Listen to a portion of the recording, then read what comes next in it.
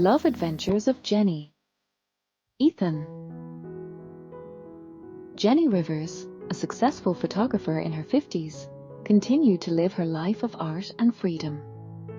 Her name was buzzing in artistic circles, her emotionally charged portraits adorned galleries, and her studio in a small coastal town became a place where people came not only for pictures, but also for inspiration. Her grey hair, tied in a loose bun, and amber eyes, which seemed younger than her years, added to her charm. She was a woman who knew her worth. Her house, with its huge windows that let in light, was a fortress, where she created, drank strong coffee at 6 in the morning, and listened to old Norah Jones records.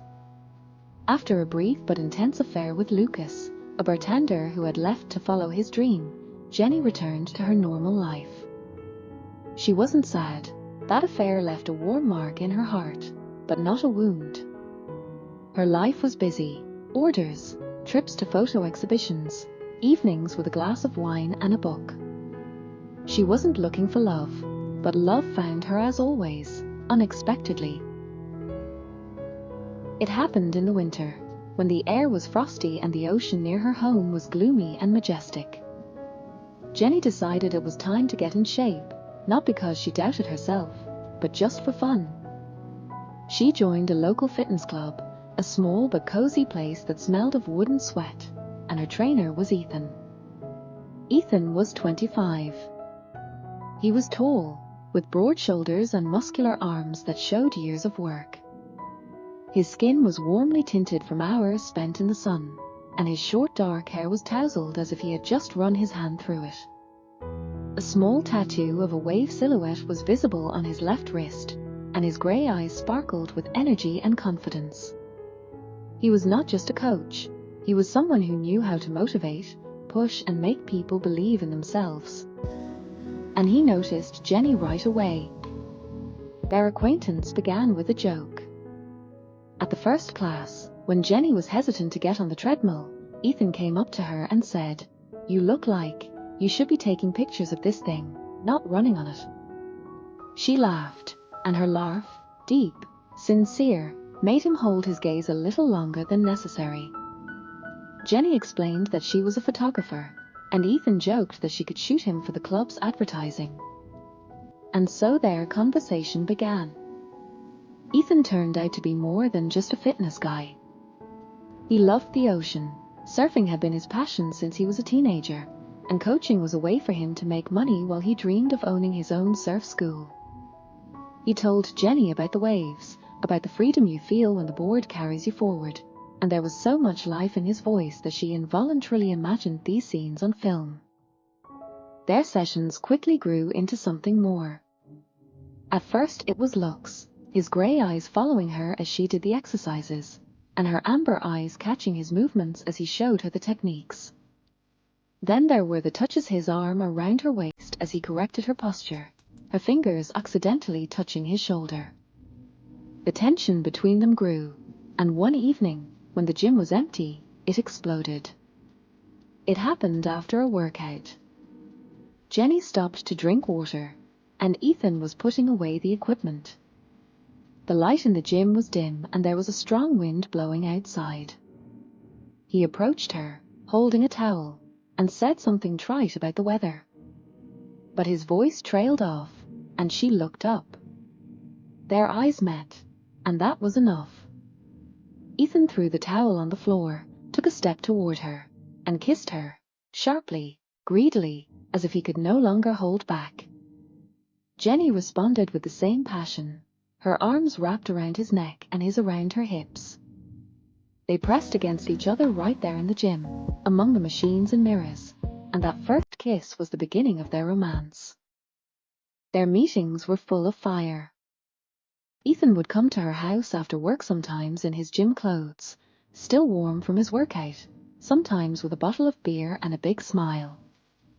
Jenny would wait for him with her camera in hand, already knowing she would take a few pictures before they were in each other's arms. Their passion was almost physically tangible. It exploded every time they were alone. One day, with snow falling outside, they made love on the floor of her studio. Ethan spread out a blanket, but it quickly flew away when he pulled her close. His arms, strong and warm, ran over her body, and her fingers dug into his back, leaving marks. Her breath mingled with his moans, and in that moment she forgot about everything: her age, time, the world outside the windows. He whispered her name, and she bit his shoulder, as if trying to absorb him into herself. They did not return home that night. Ethan picked her up in his old pickup truck after practice, and when they pulled up on an empty road near the ocean, he pulled her into the backseat. Their movements were hasty. Desperate her dress was riding up, his t-shirt flying into the corner. The glass was fogged with their breath, and the sound of the waves outside the window merged with their voices. Jenny felt his strength, his youth, and it awakened something wild and primal in her. She took pictures of him whenever she could.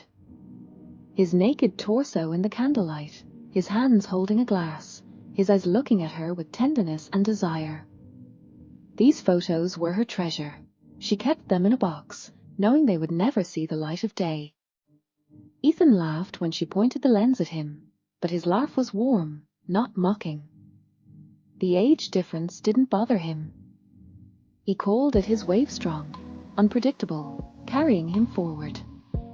Sometimes Jenny wondered if he saw her as a lover, a muse, or just an adventure. But when he hugged her, these thoughts dissolved in the warmth of his body.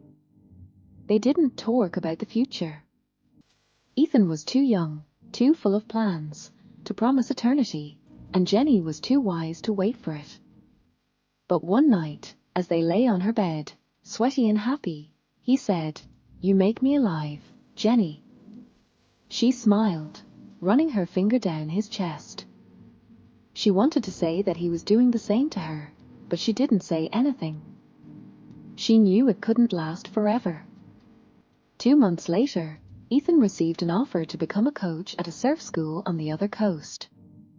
He told her about it over dinner, and there was confusion in his eyes.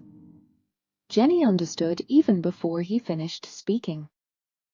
The last night they made love as if they were trying to remember each other forever. His arms tightened around her, her lips lingered longer on his skin. Then they lay in silence, listening to the wind outside the window. "You're not coming with me, are you?" he asked quietly. "No," she replied, looking at the ceiling. "My home is here." He nodded, not surprised. The next morning, he was ready to leave. Backpack, surfboard, a smile that hid his sadness. Jenny took one last picture of Ethan by the pickup truck, in front of the waves. He hugged her, kissed her forehead, and drove away. Jenny went back to her life. Ethan's photos joined the ones in her box, along with Lucas and other memories. Her days were filled with work, coffee, and music again, but there was a new hue in her eyes, a reflection of those winter nights. Sometimes, while walking on the beach, she would imagine him on the board, among the waves.